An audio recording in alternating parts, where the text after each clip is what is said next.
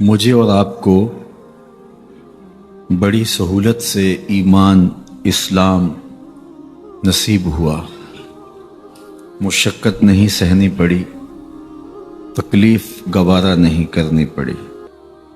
ہم نے آنکھ کھولی، مؤذن نے کان میں صدائے دل نواز دی، مبارک ہو تو حضور کا غلام بن کے آ رہا ہے۔ ہم بولنے لگے تو ہماری زبان پر اللہ جل شانہ کا مبارک نام جاری کیا گیا۔ ہم لا الہ الا اللہ محمد رسول اللہ توتلے لہجے میں پڑھنے لگے تو پورا خاندان خوش تھا، مٹھائیاں بانٹی گئیں۔ خاندان کا ایک ایک فرد بار بار سن کے خوش ہوتا اور چہرے کی بلائیں لیتا۔ ہم درس گاہ میں پہنچے، استاد کے سامنے زانوئے تلمس طے کیے۔ اس نے ہمیں دین سکھایا، قرآن مجید کی تعلیم دی، کتاب اللہ کی تلاوت کرنا سیکھے تو ہمارے ماں باپ پھولے نہیں سماتے تھے۔ قرآن مجید مکمل ہوا تو مٹھائیاں بانٹی گئیں، رسمیں آمین ہوئی، دوستوں کی دعوت ہوئی، کھانے پہ رشتہ دار بلائے گئے۔ ہم نے حفظ قرآن کی سعادت پائی تو ہمارے سر پہ عزتوں کی دستار سجی۔ ہم نے علم دین، درس نظامی اور دیگر علوم و فنون سیکھے تو ہمیں سند امتیاز سے مالا مال کیا گیا اور عزتوں کی مسند پہ بٹھایا گیا۔ ہم نماز پڑھیں تو محلے میں معزز ٹھہریں، روزہ رکھیں تو عزت پائیں، حج کرنے جائیں تو لوگ دعاؤں سے رخصت کریں، واپس آئیں تو پھولوں سے استقبال کریں۔ ہمیں دین پر عمل کرتے ہوئے کیا مشکل پیش آئی؟ ہم تو دین کی راہوں کے مسافر ہوئے تو عزتیں پائیں، ہم نے اللہ کا نام لیا تو لوگوں نے پیار دیا، ہم نے عبادات کے طریقے اختیار کیے تو معاشرے میں شریف کہلائے۔ لیکن کتنا مشکل اور کٹھن لمحہ تھا جب کوئی اسلام لاتا تو معاشرے سے کٹ جاتا، سماجی بائیکاٹ کر دیا جاتا، وہ لوگوں سے الگ ہو جاتا۔ میرے اور آپ کے آقا و مولا حضور نبی رحمت صلی اللہ علیہ وآلہ وسلم قریش کے عالی نسب خاندان سے تعلق رکھتے ہیں، صادق بھی کہلاتے ہیں، امین بھی کہلاتے ہیں، لوگوں کی امانتیں بھی حضور کے گھر میں پڑی ہیں، اپنے فیصلوں میں حضور کو حاکم بھی مانتے ہیں۔ لیکن جب اللہ کی توحید کا اعلان کیا، جب لوگوں کو راہ راست اور راہ حق کی طرف بلایا تو یہ سارے مخالف ہو جاتے ہیں، حتیٰ کہ اپنے سقے عزیز بھی کتنے دل آزار جملے بولتے ہیں، تباً لک ہنالک سائر الیوم الہٰذا جمعتنا۔ یہ رشتے میں سکا چچا بولتا ہے۔ اللہ اکبر، مشکلیں سہی، تکلیفیں سہی، سماجی مقاطعہ ہوا، سوشل بائیکاٹ ہوا۔ شاب ابی طالب کے 3 سال کس کٹھن حالات میں حضور اور حضور کے غلاموں نے اور خاندان والوں نے کاٹے، حتیٰ کہ درختوں کے پتے کھا کھا کے گزر اوقات ہوتی تھی۔ معاہدہ لکھ کے کعبۃ اللہ کے ساتھ لٹکا دیا گیا اور یہ اتنے سنگ دل ثابت ہوئے کہ باہر سے کوئی تجارتی قافلہ آتا جس کے پاس اغذیہ ہوتی، کھانے پینے کی اشیاء ہوتی، تو ان کو ادھر جانے نہ دیتے، مبادا کہیں یہ خرید نہ لیں۔ ان کا خیال یہ تھا کہ یہ بھوک سے دم توڑ جائیں اور نیا دین جو لے کر کے آئے ہیں وہ شعب ابی طالب میں اس گھاٹی کے اندر ہی اپنے آخری دن پورے کرے۔ لیکن جس کو اللہ نے سر بلند کرنا ہو، عزت دینی ہو، جس دین کو پوری دنیا کے اوپر غالب ہونا تھا، اس کو کون روک سکتا تھا؟ اللہ کے محبوب علیہ الصلوۃ والسلام نے محنت، تندہی، کوشش اور کد و کاوش کے ذریعے لوگوں تک پیغام حق کا ابلاغ کیا۔ سب سے پہلے حضور کی اہلیہ حضرت سیدہ خدیجہ الکبریٰ رضی اللہ تعالی عنہا ایمان لاتی ہیں۔ حضور علیہ السلام کے قریبی دوست، گہرے دوست حضرت سیدنا ابو بکر رضی اللہ تعالی عنہ ایمان لاتے ہیں۔ حضرت علی المرتضیٰ رضی اللہ تعالیٰ عنہ اگرچہ نو عمر ہے لیکن سینے پہ ہاتھ رکھ کے کہتے ہیں جان و دل فدا کروں گا حضور آپ پہ۔ حضرت بلال حبشی اسلام لاتے ہیں، حضرت عمار ابن یاسر، حضرت سمیہ، حضرت یاسر اسلام لاتے ہیں۔ 38 لوگ ایک ایک کر کے اسلام میں داخل ہوئے۔ کفار تو چاہتے تھے کوئی دوسرا شخص ان کے ساتھ کھڑا نہ ہو، تو جب 38 لوگ حضور کے ساتھ کھڑے ہو گئے تو ان کے لیے بڑا اذیت ناک لمحہ تھا کہ یہ تحریک جس کو ہم روکنا چاہتے ہیں یہ پھیلتی چلی جا رہی ہے، لوگ اس کے ساتھ شامل ہوتے چلے جا رہے ہیں اور لوگ ان کے لیے محبتیں اور ان کے لیے پیار پیش کرتے چلے جا رہے ہیں۔ عبداللہ ابن جدعان کے گھر کے قریب سے میرے حضور گزر رہے تھے کہ ابو جہل نے دیکھ لیا اور ہاتھ میں نوکیلا پتھر پکڑا اور حضور پہ حملہ آور ہو گیا۔ آقا کریم علیہ السلام نے کوشش کی کہ الجھاؤ پیدا نہ ہو، لیکن یہ اس بات پہ تلا ہوا تھا کہ حضور کو اذیت دے۔ اس نوکیلے پتھر سے حملہ آور ہو کے حضور کو گہرے زخم دیتا ہے، حتیٰ کہ حضور کے مبارک بدن سے خون بہنے لگ جاتا ہے۔ وہاں سے حضور سین حرم میں پہنچتے ہیں اور اللہ کے حضور سر بسجود ہو جاتے ہیں۔ حضور کے چچا حمزہ بن عبد المطلب ابھی اسلام نہیں لائے تھے، وہ شکار کھیل کے واپس آ رہے ہیں، اور جب وہ شکار کھیل کے آتے تھے تو بڑا اترا کے چلتے تھے۔ انہوں نے سنا کہ 2 لونڈیاں آپس میں بات کر رہی ہیں۔ اس کو پتہ ہوتا نا کہ اس کے بھتیجے کے ساتھ کیا سلوک ہوا ہے تو یہ کبھی بھی ایسی چال نہ چلتا، اس کی ٹوری کوئی اور ہوتی۔ تو رک گئے، قدم خود بخود ٹھہر گئے، رک کے پوچھا کیا ماجرا ہوا؟ کہا تمہارے بھتیجے کو ابو جہل نے مارا ہے اور اس کے نازک بدن سے خون بہتا رہا۔ وہ خاموش تھا لیکن اس نے جان بوجھ کے زیادتی کی اس پر، بس غصے میں بپھر گئے۔ سین حرم کے آس پاس قریش اپنی مسجدیں جمائے بیٹھے ہوتے تھے ٹولیوں کی شکل میں۔ آج امیر حمزہ آئے اور ابو جہل کو تلاش کر کے اپنی کمان کو زور سے اس کے سر پہ مارا اور اس کا سر پھٹ گیا، اور ساتھ بولے تم نے ہمارے بھتیجے کو لاوارث سمجھا ہے؟ اب اس کے حواری کھڑے ہو گئے، لیکن ابو جہل بڑا کائن شخص تھا، اس نے سمجھا کہ یہ تو اب تنہا ہیں، لیکن لڑائی کی آگ روشن ہوگی تو بنو ہاشم بھی نکل آئیں گے تو یہ لڑائی لمبی ہو جائے گی، تو اس کا سبب میں ہوں، قصور میرا ہے۔ اس نے کہا بس مجھ سے غلطی ہو گئی، اس طرح اس نے بات کو ٹال دیا۔ اب حضور کے چچا حضور کو ڈھونڈ رہے ہیں۔ سین حرم میں حضور علیہ السلام اللہ کے حضور سر بسجود ہیں، یہ پاس جا کے کھڑے ہو گئے اور کہا یا ابن اخی، اے میرے بھائی کے بیٹے، اے میرے بھتیجے، لیکن حضور سر نہیں اٹھایا۔ اللہ کے حضور اپنے دکھڑے بیان کر رہے ہیں، اسی کسے دے کچھ نہیں لگ دے تے نہ کوئی ساڈا دردی۔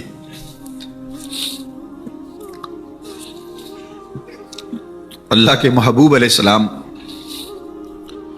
اللہ کے حضور سر بسجود ہے۔ انہوں نے پھر کہا یا ابن اخی، اے میرے بھائی کے بیٹے، اور انہیں بے چینی ہے کہ بتاؤں کہ حوصلہ رکھو میں تمہارا بدلہ لے لیا، لیکن حضور سر نہیں اٹھا رہے۔ تیسری مرتبہ پھر آواز دی تو حضور نے سر اٹھایا، آنکھیں آنسوں سے بھری ہوئی تھی، تو برجستہ کہا بھتیجے میں تمہارا بدلہ لے لیا۔ میرے حضور نے فرمایا چچا مجھے اس کی کوئی خوشی نہیں ہوئی۔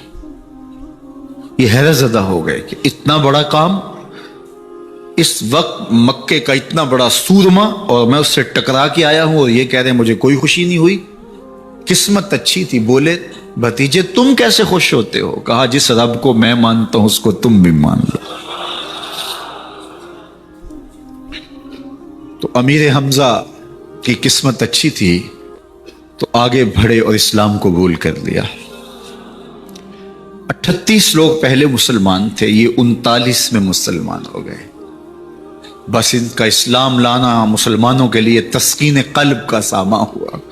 حضور کی آنکھوں میں امٹتے ہوئے آنسو، آگے بڑھے، کعبے کو غلاف کو پکڑا، کہا اللہم اعز الاسلام باحب الرجلین الیک بعمر ابن الخطاب او بعمر ابن حشام۔ اے اللہ ایک شیر دیا ہے، ایک شیر اور دے دے، اب تیری مرضی، یا عمر بن خطاب دے دے یا عمر بن حشام دے دے۔ اگرچہ اس نے میرے اوپر پتھر برسائے ہیں، مجھے زخمی کیا ہے، لیکن اگر دین کی تقویت اس سے ہو سکتی ہے تو مالک مجھے کوئی غصہ نہیں۔ چاہے عمر بن حشام، یہ ابو جہل کا نام ہے، مجھے چاہے ابو عمر بن حشام دے دے یا عمر بن خطاب دے دے، ایک شیر دے دیا، ایک شیر اور عطا کر دے۔ حضور کعبہ کے غلاف سے لپٹ کے اللہ کے حضور دعائیں مانگ رہے ہیں۔ 39 لوگ اسلام لا چکے ہیں، 40ویں کا انتظار ہے۔ اللہ کے محبوب علیہ السلام کی دعائیں ہیں، حضور کی التجائیں ہیں۔ ادھر یہ خبر پورے مکے میں پھیل جاتی ہے کہ حمزہ بھی ایمان لے آئے۔ کفار پر سراسیمگی سی کیفیت پیدا ہو جاتی ہے کہ ہم تو سمجھتے تھے کہ یہ 2-4 لوگ ہیں، 10-15-20 لوگ جمع ہو جائیں گے، اور اس طرح کے لوگ بھی اگر ان کے ساتھ شامل ہو گئے تو ان کا راستہ نہیں روکا جا سکے گا۔ وہ سر جوڑ کے سوچنے لگے، ابو جہل کو کوسنے دینے لگے، اس نے کیوں یہ ظلم کیا کہ اس کا نتیجہ یہ پھر ہمیں بھگتنا پڑ رہا ہے، اس کے لیے کوئی تدبیر کرنی چاہیے، اس کے لیے کوئی حکمت سوچنی چاہیے۔ 26 سال کا نوجوان ہے، خطاب کا بیٹا ہے، نام عمر ہے، اپنے گھر کے اندر پیچ و تاب کھا رہا ہے کہ اگر یوں ہی اسلام پھیلتا رہا تو ہمارے بتوں کے خلاف اٹھنے والا یہ نظم اتنا پھیل جائے گا کہ روکنا مشکل ہو جائے گا، آباء و اجداد کی کہانیاں ختم ہو جائیں گی، یہ ایک نیا دین ایسے پنپتا رہا تو پھر اس کو روکا نہیں جا سکے گا، کون روکے؟ دل میں خیال آیا اس کا ایک ہی حل ہے کہ بانی اسلام کی زندگی کا چراغ گل کر دیا جائے، لیکن یہ اتنا بڑا کام کون کرے؟ سوچا خود کروں گا۔ اٹھتی جوانی اور یہ پہلوانی کا زمانہ تھا عمر بن خطاب کا، اعضاء میں توانائی، طبیعت میں جوش، تلوار حمائل کی۔ دوپہر کے وقت خیال آیا تو کڑکتی دوپہر میں چل پڑے۔ سنسان گلیاں ہیں، سخت گرمی ہے، لوگ دیواروں سے لگ کے چلتے ہیں اگر کوئی کسی کو کسی مجبوری کے تحت کہیں جانا بھی پڑے، لیکن یہ مست ہاتھی کی طرح اپنے ارادے کو عملی جامہ پہنانے کے لیے گھر سے نکل پڑتے ہیں، اور اس انداز سے تلوار حمائل کیے ہوئے آگے بڑھ رہے ہیں۔ نعیم بن عبداللہ آگے سے آ رہے تھے، آنکھوں میں اترا ہوا نشہ دیکھا، کہانی سمجھ گئے، یہ بھی مسلمان ہو گئے تھے لیکن ابھی ایمان ظاہر نہیں کیا۔ کہا عمر کدھر کے ارادے ہیں؟ کہا بانی اسلام کا چراغ بجھانے جا رہا ہوں، یہ روز روز کی کہانی ختم کرنے جا رہا ہوں، آج حمزہ ایمان لائے ہیں، کل کوئی اور آ جائے گا، پھر اس تحریک کو روکنا مشکل ہو جائے گا۔ نعیم بن عبداللہ مسکرا کے بولے گھر کی خبر لی ہے؟ کہا کیا ہوا میرے گھر کو؟ کہا تمہاری بہن فاطمہ بھی اس محمد کی غلام بن گئی ہے، تمہارا بہنوئی سعید بن زید بھی اس کا نوکر بن گیا ہے۔ بس بپھر گئے، وہ جو غصہ تھا وہ ادھر منتقل ہو گیا، بہن کے گھر کا رخ کیا۔ جب دروازے پہ پہنچے تو اندر سے قرآن پڑھنے کی آواز آ رہی ہے، جو کہا گیا تھا، جو سنا تھا، اس کا یقین پیدا ہو گیا، زور زور سے دروازے کو کھٹکھٹانے لگے۔ بہن نے دیکھا کہ بھائی ہے، جو قرآن پڑھ رہا تھا اس کو چھپا دیا اور خود دروازہ کھولا، بس پیٹنا شروع کر دیا، مار مار کے سر پھوڑ دیا، خون بہ رہا ہے۔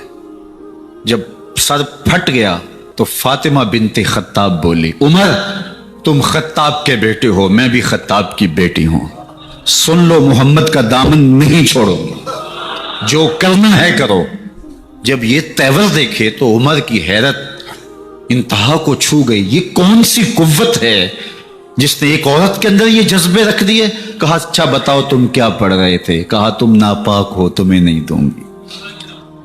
کہا کیسے دو گی؟ کہا پہلے غسل کرو۔ عمر غسل کر رہا ہے، سودا لینے کے لیے بازار گئے، ہاتھ اس کے بکے جس کے خریدار گئے۔ عمر غسل کر رہے ہیں، غسل کر کے باہر آئے تو بہن قرآن لے آئی، وہ کھجور کی چھالیں، وہ چمڑے کے اوپر لکھا ہوا قرآن سامنے رکھ دیا۔ عمر پڑھ رہے ہیں طٰہٰ ما انزلنا علیک القرآن لتشقیٰ، اے 14ویں کے چاند محبوب، قرآن اس لیے نازل تو نہیں کیا تھا کہ تم مشقت میں پڑ جائے۔ محبوب رحمت کے دروازے کھل رہے ہیں، کرم نوازیاں ہونے والی ہیں۔ عمر پڑھتے گئے، آنکھوں کے بندن ٹوٹ گئے، آنسو آنے لگے، ٹپ ٹپ آنسو گرنے لگے۔ عمر رو رہے ہیں، بدن کانپ رہا ہے۔ آئے کس ارادے سے تھے، اب حالت کیا ہوئی جا رہی ہے۔ اپنی بہن سے کہا، بہنوئی سے کہا، جس در کے تم غلام ہوئے ہو کبھی میں بھی اس در کا غلام نہیں ہو سکتا؟ عمر کی کہیں عمر نہ برباد ہو جائے، مجھے اس چوکھٹ پہ لے چلو۔ کہا چلو ہم اس دہلیز پہ لے چلتے ہیں۔ تلوار اسی طرح حمائل کی ہوئی ہے، حضور دار ارقم میں ہے۔ یہ اسلام کی پہلی درس گاہ ہے، حضرت ارقم کا گھر۔ مسلمانوں کی تعداد بہت تھوڑی، یہاں چھپ کر کے دین سیکھتے ہیں۔ حضور بھی وہاں تشریف فرما تھے، باقی اصحاب بھی وہاں تشریف فرما تھے، حضرت امیر حمزہ بھی وہاں تھے۔ دروازے کی درزوں سے دیکھا کہ عمر آ رہے ہیں، تلوار بھی حمائل کی ہوئی۔ صحابہ نے کہا عمر آ رہے ہیں، امیر حمزہ نے کہا کوئی پرواہ نہیں، آنے دو، اچھا ارادہ ہوا تو خوش آمدید کہیں گے، ارادہ اچھا نہ ہوا اس کی تلوار سے گردن کاٹوں گا۔ اللہ اکبر۔ جب دروازہ کھولا تو دو صحابہ نے بازوں سے پکڑ لیا، کندھوں سے۔ حضور نے فرمایا کندھے چھوڑ دو، کندھے چھوڑ دیے گئے۔ آقا کریم علیہ الصلوۃ والسلام نے ان کے گلے کے اندر جو کپڑا تھا اس کو پکڑ کے جھٹکا دیا، اسلم عمر، عمر اسلام لاؤ۔ اللہ اکبر۔ اور ساتھ حضور نے حضرت عمر کے دل پہ ہاتھ رکھے، اللہم اہد قلبہ، اللہ عمر کے دل میں ہدایت ڈال دے۔ بس یہ جملہ کہنے کی دیر تھی اور حضور کا ہاتھ پھرنے کی دیر تھی، اندر سے کفر دھلتا چلا گیا۔ اور عمر نے کہا اشہد اللہ الہ الا اللہ واشہد انک رسول اللہ۔ جب یہ پڑا کلمہ تو حضور کی زبان سے بے ساختہ نکلا اللہ اکبر، اور صحابہ نے بھی اللہ اکبر کہا، اور اس زور سے کہا کہ مکے کی گلیاں گونجنے لگی۔ اب عمر ایمان لانے کے بعد حضور کی خدمت میں حاضر ہو کے عرض کرتے ہیں حضور کیا ہم حق پہ نہیں ہیں؟ فرمایا ہم حق پہ ہیں۔ کہ اللہ کا دین سچا نہیں ہے؟ فرمایا اللہ کا دین سچا ہے۔ کہا کہ آپ اللہ کے سچے نبی نہیں ہیں؟ فرمایا میں اللہ کا سچا نبی ہوں۔ تو فرمایا پھر ہم چھپ کے نماز کیوں پڑھیں؟ کہا کہ عمر تم جانتے ہو حکمت ہے، اتنے جو ہے وہ ہماری تعداد نہیں، اور کفار کا جور و ظلم و ستم۔ عرض کی حضور ہم کعبۃ اللہ میں جا کے نماز پڑھیں گے۔ مسلمانوں کی دو صفیں بن گئی، ایک صف کی قیادت امیر حمزہ کر رہے ہیں، ایک صف کی قیادت حضرت فاروق اعظم کر رہے ہیں، درمیان میں حضور چل رہے ہیں، اور روایات میں آتا ہے حضرت عمر چلتے جاتے ہیں اور ساتھ لا الہ الا اللہ پڑھتے چلے جا رہے ہیں۔ اور پھر جا کے وہاں پہنچے تو وہاں جو صنادید قریش تھے ان پر سختہ طاری ہو گیا۔ حضرت عمر رضی اللہ تعالیٰ عنہ جب ایمان لائے تو آپ نے ایک ایک کافر کے گھر کے دروازے پہ کھڑے ہو کے کہا، جب کوئی بھی شخص مسلمان ہوتا تو کفار اس کو مارتے، زود و کوب کرتے، ظلم کرتے، ستم کرتے، گھسیٹتے بازاروں میں، لیکن حضرت عمر ایمان لائے تو ایک ایک شخص کے دروازے پر کھڑے ہو کر کے کہا کہ تم کمزوروں کو مارتے تھے، میں تمہیں بتانے آیا ہوں میں محمد عربی کا نوکر بن گیا ہوں۔ بلکہ آپ نے اعلان کیا جس نے اپنی بیوی کو، بیوہ اور بچوں کو یتیم کروانا ہو اور اپنے ماں باپ کی کمر کو جھکانا ہو وہ عمر کے مقابلے میں آئے۔ اللہ اکبر۔ زنیرہ نامی ایک خاتون تھی، بہت کمزور، راوی کہتا ہے کہ اس کی ہڈیوں میں گودا نہیں تھا، عشق رسول تھا، اور اس کا ظالم آقا اس کو مارتا ہے، اور جب مار مار کے تھک جاتا ہے ادھر سے عمر آ رہے ہیں، یہ اسلام لانے کے پہلے کی کہانی ہے، تو ادھر سے عمر آ رہے ہیں تو اس نے کہا عمر تم جوان آدمی ہو تو یہ چھوڑتی نہیں ہے اپنے نبی کا نام، ذرا تم آؤ۔ تو عمر کوڑا پکڑ لیتے ہیں، اسے مارتے ہیں، مارتے مارتے تھک جاتے ہیں تو پانی پینے لگتے ہیں، تو کہتے ہیں مجھے تیرے پہ ترس نہیں آیا لیکن میں ذرا پانی پینے لگا ہوں، اور پھر گلے کے اندر کپ ڈال کر کے کوڑا اور اس کی رسی کو بل دیتے ہیں، اور اس کی آنکھیں باہر نکل آتی ہیں، اور کہتے ہیں بلا اپنے نبی کو جو تیری آنکھوں کی بینائی واپس کرے۔ اللہ اکبر. تو اس نے آسمان کی طرف منہ کر کے کہا مالک میں کبھی بھی آنکھوں کی بینائی نہ مانگتی، لیکن اب تیرے نبی کی عزت کا سوال ہے. آنکھوں کی بینائی واپس ہو جاتی ہے. زنیرہ کو بڑا مارا. آج عمر گلیوں میں آنکھوں میں آنسو ہیں اور عجیب دلے بےتاب ہے اور کہتا ہے آؤ بھائی میں حضور کا غلام بن گیا ہوں، تمہیں بتانے آیا ہوں. زنیرہ نے موڑ کاٹا تو آگے عمر یہ آواز دے رہے تھے. زنیرہ ایک کونے پہ کھڑے ہو کے زو کے کہتی ہے عمر تم تو بڑے اس دن جوش و غضب میں تھے اور تم مارتے ہوئے تھکتے نہیں تھے. تو عمر نے کہا زنیرہ اس دن میں نے دیکھا نہیں تھا، اب میں محمد عربی کو دیکھ آیا ہوں. جنہ ویکھیا نہیں ہو کرن گلاں، جنہ ویکھیا نہیں ہو کرن گلاں، جنہ ویکھیا ہو تے بول دے نہیں، جڑے محرم راز حقیقت دے اور راز حقیقت کھول دے نہیں. تو حضرت عمر رضی اللہ تعالیٰ عنہ ایمان لائے. حضرت عبداللہ ابن مسعود رضی اللہ تعالیٰ عنہ فرماتے ہیں کہ حضرت عمر کا ایمان لانا مسلمانوں کے لیے عزت کا سبب تھا. ان کا ہجرت کرنا مسلمانوں کی نصرت تھی اور ان کی خلافت مسلمانوں کے لیے رحمت تھی. حضرت عمر رضی اللہ تعالیٰ عنہ وہ ہیں کہ میرے حضور نے فرمایا لوگوں جب نیک لوگوں کا ذکر کرو تو میرے عمر کا تذکرہ ضرور کیا کرو. میرا عمر وہ ہے کہ جب وہ ایک جگہ ایک سمت سے آ رہا ہو، ایک گلی اور بازار سے آ رہا ہو تو شیطان بھی آ رہا ہو، عمر کو دیکھ کے راستہ تبدیل کر لیتا ہے. حضرت عمر رضی اللہ تعالی عنہ کی طبیعت کے اندر جو جاہ و جلال تھا، طبیعت کے اندر جو سختی تھی، وہ اسلام کے اندر آ کر بھی قائم رہی. اور آپ نے وہی سختی، وہی جاہ و جلال جو پہلے مسلمانوں کے خلاف تھا، اب کفار کے خلاف، منافقین کے خلاف حضرت عمر کی طبیعت کے اندر وہ جوش و خروش بدستور موجود رہا. لیکن جس دن آپ خلیفہ بنے تو اس دن آپ نے ممبر پہ چڑھ کے جو خطبہ دیا اس میں کہا لوگوں میں سخت اس لیے تھا کہ رسول اللہ نرم تھے، پھر میں سخت اس لیے تھا کہ حضرت ابو بکر صدیق نرم تھے، اب میں تخت خلافت پہ بیٹھا ہوں، اب میری سختی جو ہے وہ نرمی میں تبدیل ہو گئی.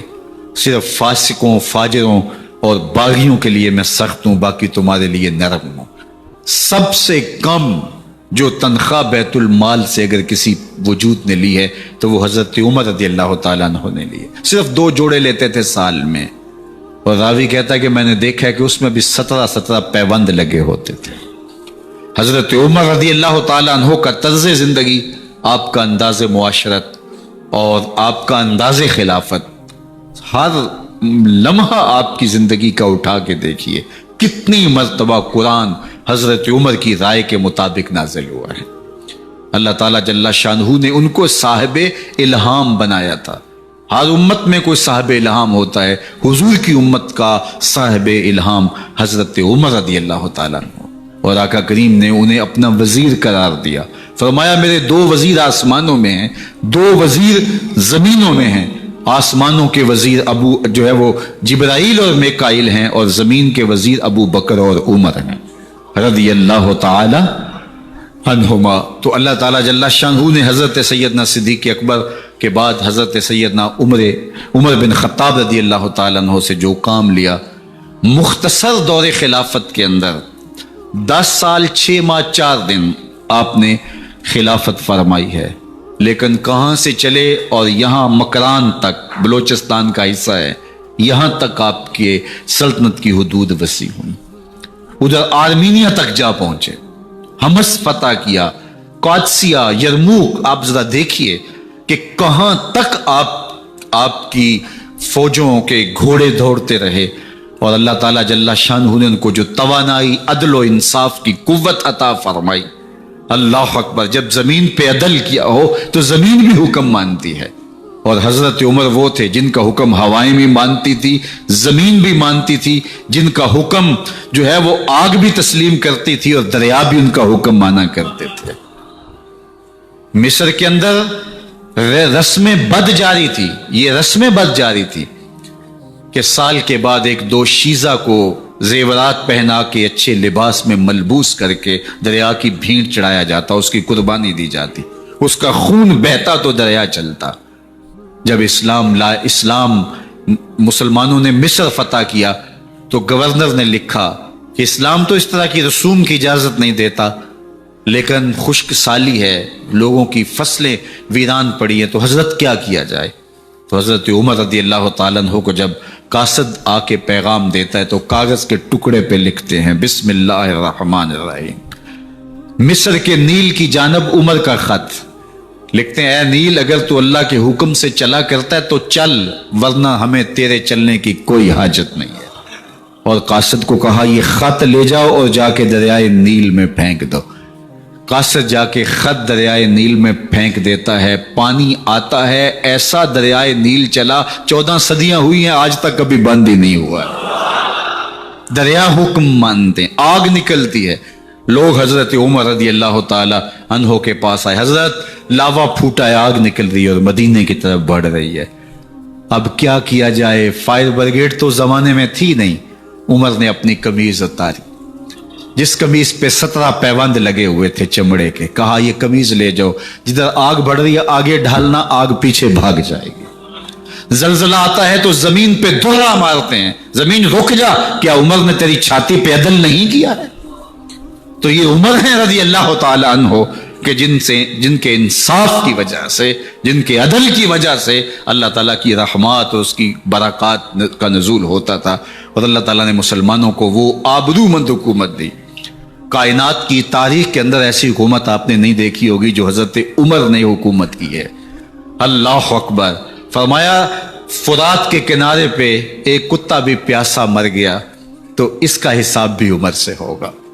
جب اتنے علاقے فتح ہو گئے تو ایک دن حضرت عمر بیٹھ کے رو رہے تھے، تو کسی نے کہا حضرت رو کیوں رہے ہیں؟ فرمایا کہ میں اس لیے رو رہا ہوں کہ فلاں پل سے بکریاں گزری ہیں، تو پل کے اندر شکستگی تھی، ٹوٹا ہوا تھا پل درمیان میں کچھ، اس میں ایک بکری کی ٹانگ ٹوٹ گئی ہے، تو میں ڈرتا ہوں کہیں اس کا حساب نہ لیا جائے، کہ میرا رب یہ نہ پوچھے کہ عمر تو نے پل صحیح تعمیر نہیں کروائے تھے کہ ایک بکری کی ٹانگ کیوں ٹوٹی ہے۔ یہ ہیں حضرت عمر رضی اللہ تعالی عنہ۔ اللہ اکبر۔ حضرت سیدنا عمر رضی اللہ تعالیٰ عنہ کی پوری زندگی آپ دیکھ لیجئے، آپ دن کو گھر میں بیٹھتے ہیں، دربار خلافت میں بیٹھتے ہیں، اور آپ کا دربار خلافت کیا ہے؟ کوئی عالی نصب محل نہیں ہے، مسجد نبوی کا صحن ہے، وہاں بیٹھ کے فیصلے ہو رہے ہیں۔ باہر سے سفیر آتا ہے اور آ کے پوچھتا ہے کہ میں امیر المومنین کے، مسلمانوں کے حکمران کے دارالامارہ میں محل میں جانا ہے، تو وہ مسکرا کے کہتے ہیں ہمارے امیر کا تو کوئی محل نہیں ہے۔ کہا کہاں ہے تمہارا امیر؟ کہا مسجد نبوی میں ہوگا یا بیت المال کی اونٹوں کی دیکھ بھالی کر رہا ہوگا، ان کی دیکھ بھال میں لگا ہوگا۔ وہ جب گئے تو مسجد میں نہیں ہے، اللہ اکبر، وہاں گئے تو وہاں بھی نہیں ہے۔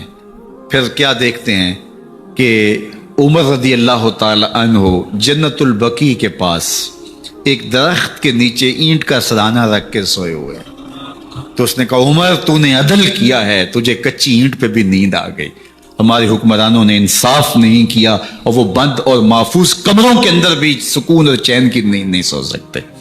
حضرت سیدنا عمر رضی اللہ تعالیٰ عنہ نے اس طرح ان امور سلطنت نبھائے۔ آپ دن کو لوگوں کی دیکھ بھالی کرتے، لوگوں کی ضروریات سنتے سمجھتے، اور جب رات پڑتی لوگ سو جاتے، عمر مدینے کی گلیوں میں پہرا دیتے۔ کائنات نے کوئی ایسا بھی حکمران دیکھا ہوگا؟ اللہ اکبر۔ وہ مجاہد جو مختلف محاذات پہ گئے ہوئے ہوتے، ان کے گھروں کی دیکھ بھالی کرتے، ان کی ضروریات کا خیال رکھتے، ان کی آبرو کا پہرا دیتے۔ راتوں کی تنہائیوں کے اندر حضرت عمر اٹھتے اور جا کے گشت کرتے، چکر لگاتے، دیکھتے کوئی آنکھ پر نم نہ ہو، مفلسی کا کسی گھر میں ماتم نہ ہو، لوگوں کی ضروریات کا خیال رکھتے۔ اللہ اکبر۔ ایک دن حضرت عمر رضی اللہ تعالیٰ عنہ ایک گھر کے قریب سے گزرے، گھر سے دھواں نکل رہا تھا، سوچا کوئی مہمان ہوگا، گزر گئے۔ تھوڑی دیر کے بعد پھر دوبارہ اس گلی سے گزر ہوا تو پھر دھواں نکل رہا تھا، پھر گزر گئے۔ 2 گھنٹے کے بعد پھر دوبارہ ادھر سے گزران ہوا تو پھر دھواں نکل رہا تھا۔ رات کا پچھلا پہر ابھی تک گھر سے دھواں نکل رہا ہے۔ عمر رضی اللہ تعالیٰ عنہ نے دروازے کو کھٹکھٹایا، اندر سے خاتون کی آواز ہے، اس وقت کون ہے؟ کہا ایک مسافر ہوں، پوچھنا چاہتا ہوں تمہارے گھر سے دھواں کیوں نکل رہا ہے رات کے اس پہر؟ کہا تمہیں اس سے کیا غرض؟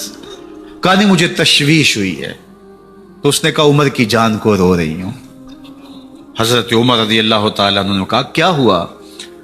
کہا کہ کھانے کے لیے گھر کچھ نہیں ہے، بچے ضد کر رہے ہیں، ہنڈیا کے اندر پتھر ڈال کر کے میں نیچے سے آگ دیے جا رہی ہوں، بچوں کہتی ہوں تھوڑی دیر ہے کہ بچے تھک کے سو جائیں گے انتظار کر کے، تو کچھ ہو تو پکے، اور بچے ہیں بھوک سے، شدت بھوک کی وجہ سے سو بھی نہیں رہے، اور میں یہاں بیٹھے عمر کی جان رو رہی ہوں۔ حضرت عمر رضی اللہ تعالیٰ عنہ واپس آئے، گھی کا کنستر اٹھایا، آٹے کی بوری لی اور ساز و سامان لیا۔ خادم تھا آپ کا اسلم بیت المال میں، اس نے حضرت یہ سب کچھ میں اٹھا لیتا ہوں۔ کہا حشر کے دن میرا بوجھ اٹھاؤ گے؟ کہا نہیں، وہ تو آپ کو اٹھانا ہوگا۔ کہا عمر کو آج خود ہی اٹھانے تو، اور اٹھا کے ان کے گھر آئے، اور گھر آ کے ان کو سب کچھ دیا، اور پھر اس کے بعد جب کھانا تیار ہوا، بلکہ روایت میں آتا ہے کہ جب آگ جلا رہی تھی تو عمر جھک کے چولہے میں پھونکے مار رہے تھے۔ اللہ اکبر! اس خاتون کو نہیں پتا کہ یہ کون ہے، یہ کوئی اجنبی مسافر ہے، میری مدد کر رہا ہے۔ پھر بچے جو ہے وہ جب کھانا کھا کے خوش ہوئے تو حضرت عمر رضی اللہ تعالیٰ عنہ نے دل میں سوچا اور کہا عمر، جس طرح تو نے بچوں کو رلایا ہے آج ان بچوں کو ہنساؤ بھی۔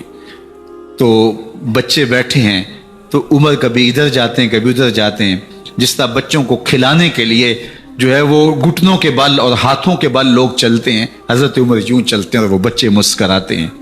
جب بچے ہنسنے لگے، کھانا کھا چکے، عمر اس خاتون سے مخاطب ہو کے کہتے ہیں بہن دیکھ عمر کی بڑی مجبوریاں ہیں، فسطاط، یرموک، کہاں کہاں آرمینیا، کہاں کہاں سرحدوں پہ محاذ پہ لوگ موجود ہیں، ان کی دیکھ بھال کرنی، امور خلافت، کیا کیا معاملے ہیں، تنہا اکیلے بیچارے کی جان ہے، وہ نہیں خیال کر سکا، چل تو اسے معاف کر دے۔ وہ بہن کہتی ہے تو اتنی ہمدردی کیوں کرتے عمر کی؟ نہیں، میں عمر کو معاف نہیں کروں، کل قیامت کے دن میں اللہ کے حضور عمر کا گریبان پکڑوں گی۔ تو دوسرے علاقے فتح کرتا تھا، میری خبر ہی نہیں تھی۔ اللہ اکبر! جب یہ بات کی تو عمر چیخیں مار کے رونے لگے اور ہاتھ جوڑ کے کہنے لگے بہن یہ تمہارے سامنے ہی تو عمر کھڑا ہے، یہ حضرت عمر تھے رضی اللہ تعالیٰ عنہ، اور اللہ کے محبوب علیہ الصلوۃ والسلام کے خلیفہ راشد، دوسرے خلیفہ، 10 سال 6 ماہ اور 4 دن آپ نے خلافت کی۔ اور تاریخ کہتی ہے اگر عمر رضی اللہ تعالیٰ عنہ کو 10 سال اور مل جاتے، یا مغربی مفکرین کہتے ہیں کہ اگر کائنات کو ایک عمر اور مل جاتا، پوری دنیا پہ مسلمانوں کی حکومت ہوتی، کہیں کفر باقی نہ بچتا۔ لیکن بد باطن لولو فیروز نامی ایک مجوسی غلام نے نماز فجر پڑھتے ہوئے حضرت عمر بن خطاب رضی اللہ تعالیٰ عنہ پہ حملہ کیا، زہر میں بجھا ہوا خنجر آپ کے جسم میں سرایت کر دیا۔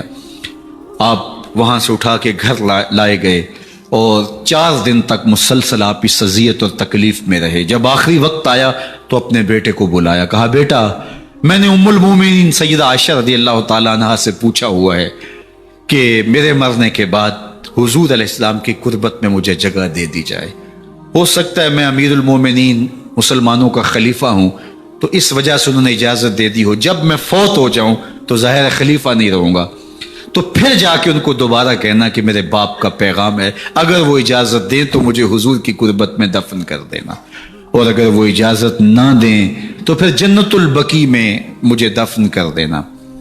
جب حضرت سیدنا عمر بن خطاب رضی اللہ تعالیٰ عنہ کا انتقال ہو گیا تو آپ کے صاحبزادے ابن عمر حضرت عائشہ رضی اللہ تعالیٰ عنہا کے پاس گئے، کہا کہ میرے باپ کا سلام ہے آپ کے نام، انہوں نے آپ کو زندگی میں کہا تھا کہ حجرہ انور میں سیدنا صدیق اکبر کے ساتھ 2 گز جگہ مجھے بھی نصیب ہو جائے، تو آپ نے اجازت دے دی تھی۔ تو میرے والد گرامی نے فوت ہوتے ہوئے کہا کہ دوبارہ ام المومنین کے پاس جانا اور دوبارہ پوچھنا۔ اس وقت تو میں امیر المومنین تھا، ہو سکتا ہے وعدہ کر لیا ہو، لیکن اب اگر آپ اجازت دیں تو یہاں ہم قبر ان کے لیے کھود لیں، ورنہ ہم جنت البقیع میں دفن کر دیں۔ تو ام المومنین سیدہ عائشہ رضی اللہ تعالیٰ عنہ رو پڑی اور فرمایا یہ جگہ میں نے اپنے لیے رکھی تھی، لیکن عمر نے اسلام کے لیے خدمت اتنی کی ہے کہ میں نے خود ترجیح دی ہے، اس لیے میں اجازت دیتی ہوں کہ یہاں عمر کو دفن کیا جائے۔ اللہ اکبر! اور پھر وہاں حضرت عمر رضی اللہ تعالی عنہ کو دفن کیا گیا۔ یہ قبر میرے حضور کی ہے، ساتھ حضرت صدیق اکبر ہیں، ساتھ حضرت عمر فاروق رضی اللہ تعالی عنہ ہیں. جے شک ہووی تے چل مدینے، جے شک ہووی تے چل مدینے، ویخ لے جوڑ مزاراں دا، بن یار نبی دیاں یاراں دا. حضور نے فرمایا ایک دن مسجد نبوی سے باہر نکل رہے تھے اور کچھ لوگ مسجد میں داخل ہو رہے تھے. حضور نے دائیں ہاتھ سے ابو بکر کا ہاتھ پکڑا تھا اور بائیں ہاتھ میں حضرت عمر کا ہاتھ تھا، اور جب لوگوں کو آتے ہوئے دیکھا ان کو مخاطب کرتے ہوئے کہا ہاکذا نبعث یوم القیامہ، قیامت کے دن ہم قبروں سے یوں ہی اٹھائے جائیں گے. میرے دائیں ہاتھ میں ابو بکر کا ہاتھ ہوگا، بائیں ہاتھ میں عمر کا ہاتھ ہوگا. جے شک ہووی تے چل مدینے، آ ویخ لے جوڑ مزاراں دا، بن یار نبی دیں یاراں دا. تو میرے حضور نے فرمایا جب اچھے لوگوں کا ذکر کرو تو میرے عمر کا ذکر بھی ضرور کیا کرو.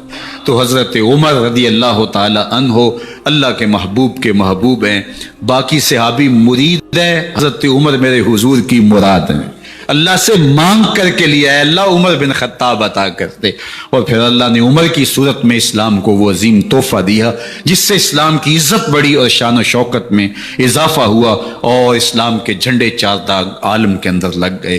اللہ مجھے آپ کو حضرت عمر کے نقوش پاک کی برکتیں عطا فرمائے اور ہمارے حکمرانوں کو ان کے نقوش پاک کو خضرا بناتے ہوئے اسلامی سلطنت کے خد و خال واضح کرنے کی توفیقات سے مالا مال کرے. انشاءاللہ اگلا جمعۃ المبارک 10 محرم کو ہی ہے اور 12 بجے سے لے کے نماز عصر تک ہر سال ہم 10 محرم کا اجتماع کرتے ہیں. تو اس مرتبہ انشاءاللہ جمعۃ المبارک کا خطبہ بھی اس میں شامل ہو گیا اور زیادہ برکات اس کی نصیب ہوں گی. اور نماز جمعہ کے بعد انشاءاللہ جو ہے وہ محفل پاک بھی ہوگی جس میں عالی مرتبت ثناء اور مبلغین کے خطاب ہوں گے. تو اگلے جمعۃ المبارک کو انشاءاللہ آپ سے دوبارہ ملاقات ہوگی. آپ تشریف لائیے گا، دوستوں کو ترغیب دیجیے گا. اللہ آپ سب کو جزائے خیر دے، دنیا آخرت کی بلائیاں آپ کا مقسوم کرے.